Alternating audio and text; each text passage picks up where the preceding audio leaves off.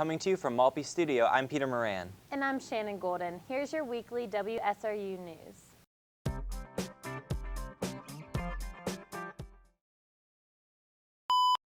A Pine Richland High School basketball coach and former basketball player at Knock High School was arrested Friday for allegedly having sex with a female player.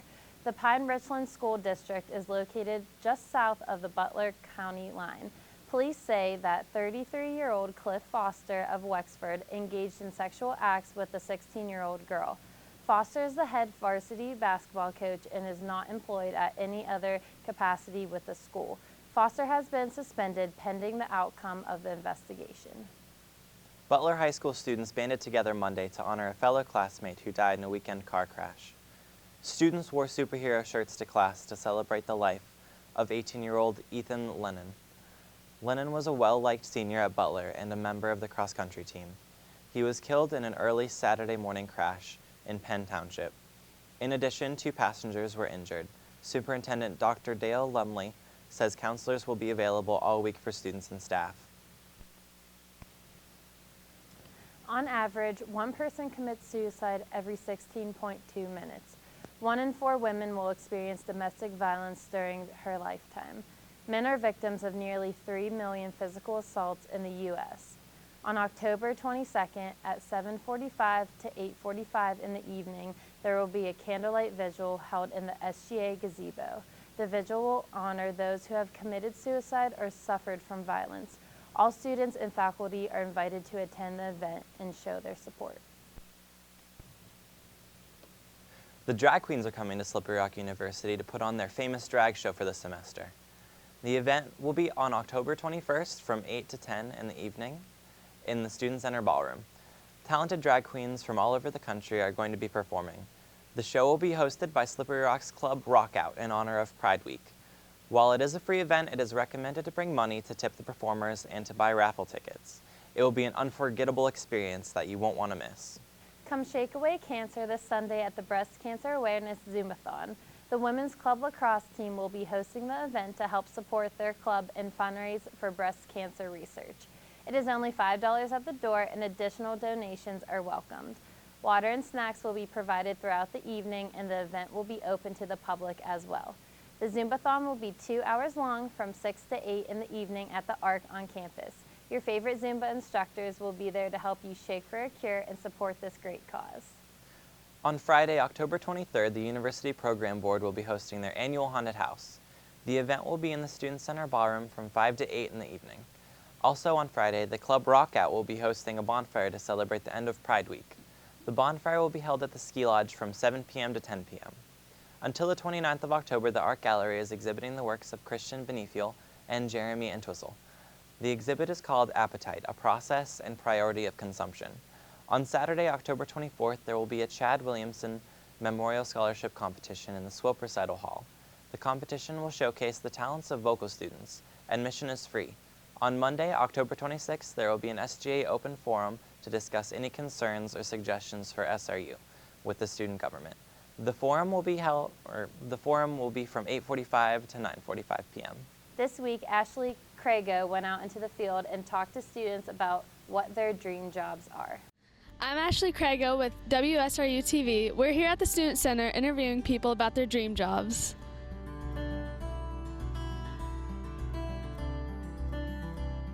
Okay, so what's your name and your major?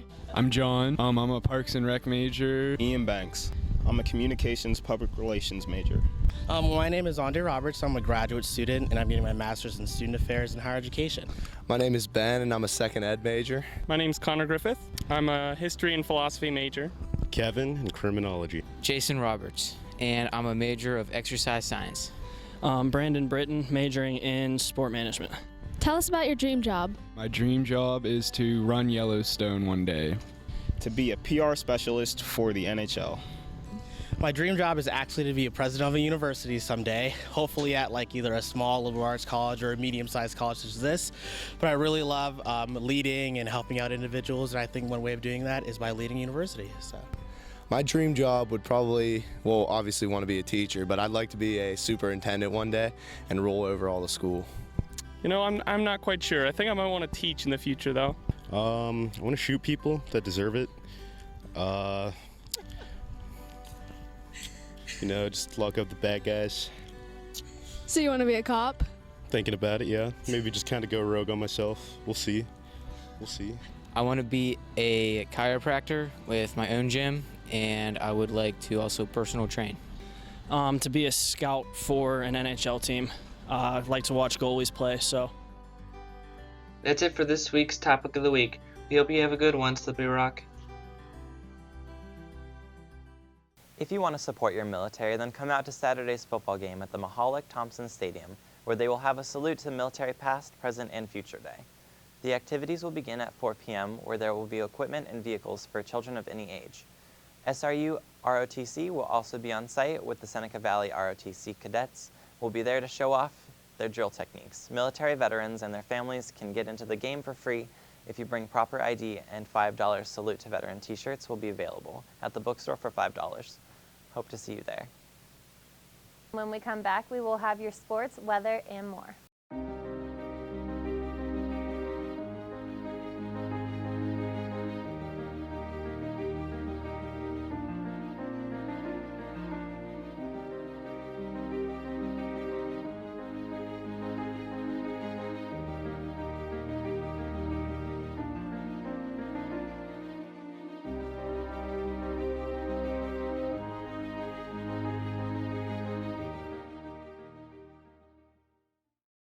We're going to send it over to Adam Birch Norton for your weekly sports update. Thanks, guys. My name is Adam Birch Norton, bringing you sports for today.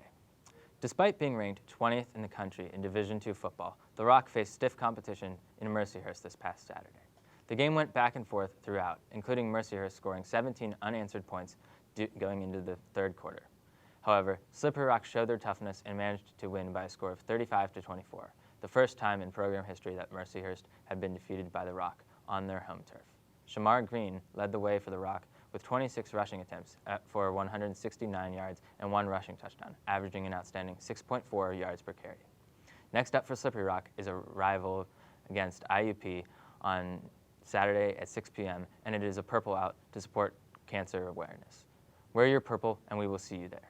The Pittsburgh Steelers won their second game in less than a week on Sunday as they defeated the Arizona Cardinals by a score of 25-13. Michael Vick, subbing for an injured Ben Roethlisberger, made his third and possibly last start for the Black and Gold. Vick was ineffective the entire first half, completing 3 of 7 passes for just 6 yards. Despite his poor play, the Steelers were only down by 7 at halftime. That set the stage for an unlikely hero to emerge. Hampered by a sore hamstring, Vick left the game early in the second half. Enter Landry Jones. Seeing his first game action in his 3 years with the club, Jones dazzled, completing 8 of 12 passes while connecting for 2 touchdowns to Martavius Bryant, who was also seeing his first action of the season after his 4-game suspension.